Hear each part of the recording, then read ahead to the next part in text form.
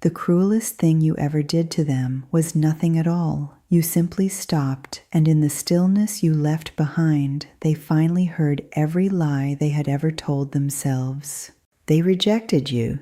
Let that be named plainly, without softening, because it deserves to be held in clear light before anything else is said. They made a choice, whether through direct withdrawal, emotional unavailability compounded over time until it became its own kind of answer, or the slow erosion of presence that left you standing in a relationship that had quietly become a monument to your own longing. They chose distance. They chose the wall. They chose, in whatever form it took, the familiar architecture of not having over the terrifying vulnerability of keeping. And you, having finally reached the place where self-respect becomes non-negotiable, gave them exactly what they chose.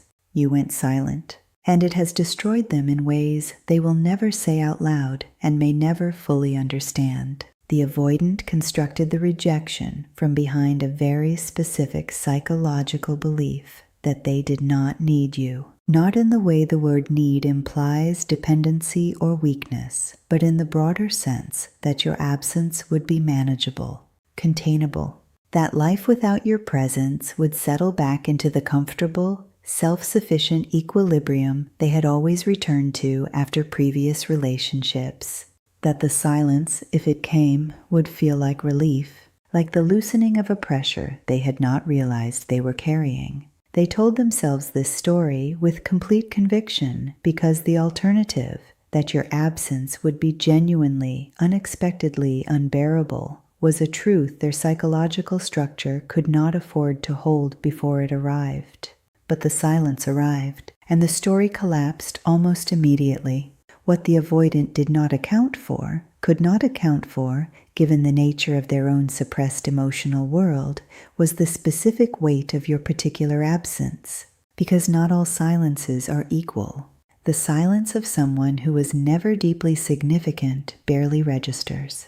It is noticed, perhaps briefly, and then absorbed into the ordinary background noise of a life moving forward. But your silence is a different category of quiet entirely. It has texture. It has presence.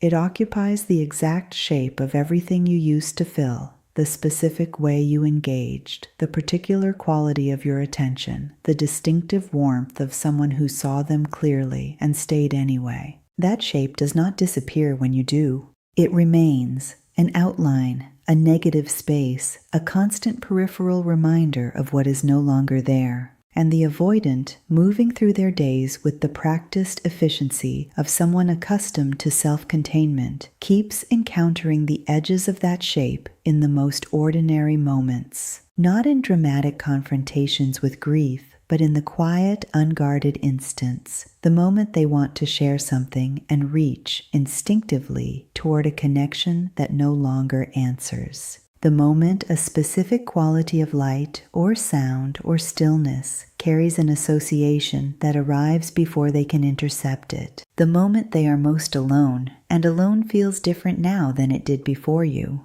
Before you, alone was a choice, a preference, a carefully maintained state that confirmed their narrative of self-sufficiency. After your silence, alone is something they did not choose. And the distinction between chosen solitude and imposed absence is one of the most psychologically significant differences available to a human being. Chosen solitude feels like freedom. Imposed absence feels like consequence. And the avoidant, sitting inside the consequence of their own rejection, is experiencing something their entire psychology was constructed to avoid. The direct, unmediated confrontation with the cost of their own choices. There is no one to blame. This is the part that makes it genuinely devastating for them.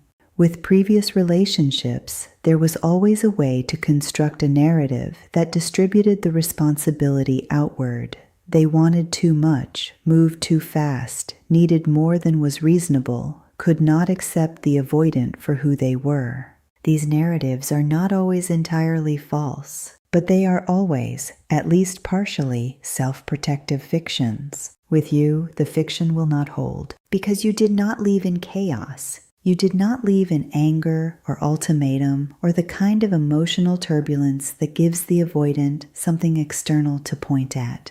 You left in silence, clean, dignified, unimpeachable silence. And clean departures do not lend themselves to comfortable revisionism. So what lives in the avoidant now, in the aftermath of your silence, is something they are almost entirely without the tools to process. It is grief, but grief in the avoidant does not arrive with the vocabulary or the permission that it arrives with in others.